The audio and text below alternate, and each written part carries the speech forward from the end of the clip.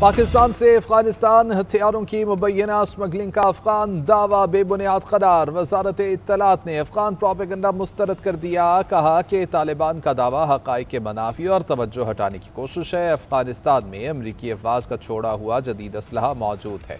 छोड़े गए अमरीकी फौजी साजो सामान की मालियत 7.2 अरब डॉलर्स है। सोवियत दौर के हथियारों के बड़े ज़खायर भी वहाँ हैं। ये ज़खायर अफगान सरजमीन पर असलहे की मौजूदगी की अहम वजह है।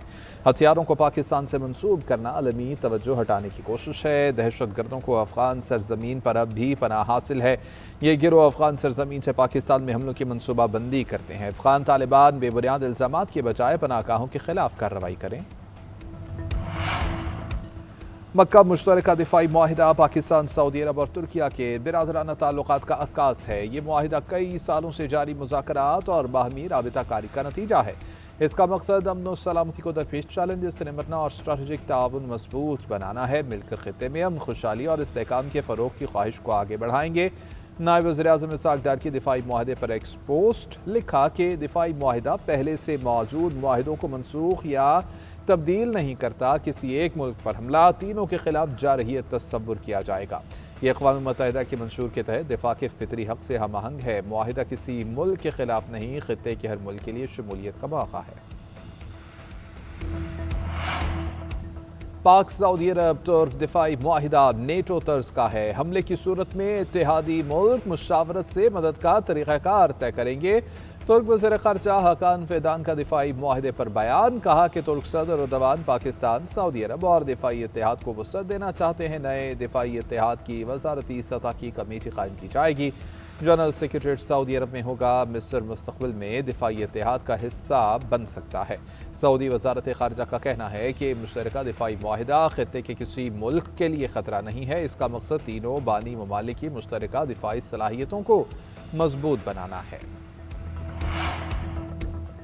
ईरानी सदर मसूद पज़ेश्कियान की सुप्रीम लीडर मुज्तबा ख़ामनेई से मुलाकात। इक़्तिसादी और फ़ौजी मामलात पर तबादला ख़याल, जंग के बाद पेश आने वाली सूरत हाल और मुस्तक़बिल के लाहे अमल पर गुफ्तगू।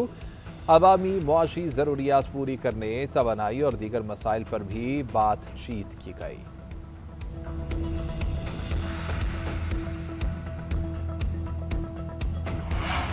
अमरीका के साथ बराह रास्त मुज़ाकरात नहीं हो रहे। पैगामात का तबादला सिर्फ सालिस ममालिक के जरिए जारी है।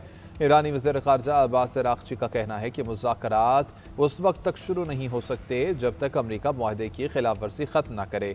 अमरीका को अपनी साबिक़ा खिलाफ वर्जियों का अज़ाला करना होगा। ओमान के साथ बातचीत एक नई समुद्री राहदारी के क़याम के बारे में है। ये नई राहदारी मौजूदा रास्तों की जगह लेगी। इसका मतलब ये नहीं कि आबने हुर्मुज़ फौरी तौर पर दोबारा खुल जाएगी। बहरी आमदोरफ्त का इन्हिसार दीगर शराइत पर है जो सालिसों के जरिए पहुंचाई जा रही है।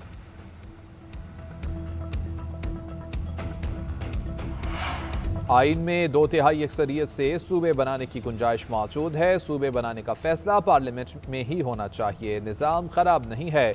मोहसिन नकवी ने खामखा छेड़ दिया है। पीपल्स पार्टी रहनुमा निसार खोड़ो का कहना है कि 50 साल से हुक्मरानी करने वालों ने निज़ाम खराब किया है। वो चाहते हैं कि सियासत कमज़ोर हो, सियासी हुकूमतों को तोड़ने की कोशिश होती रही।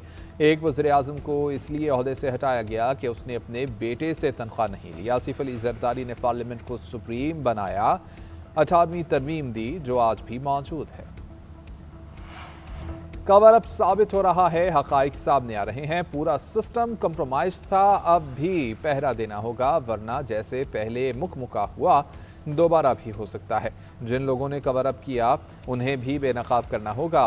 ख्वाजा आसिफ की मीर रज़ा कत्ल केस पर एक्स पोस्ट।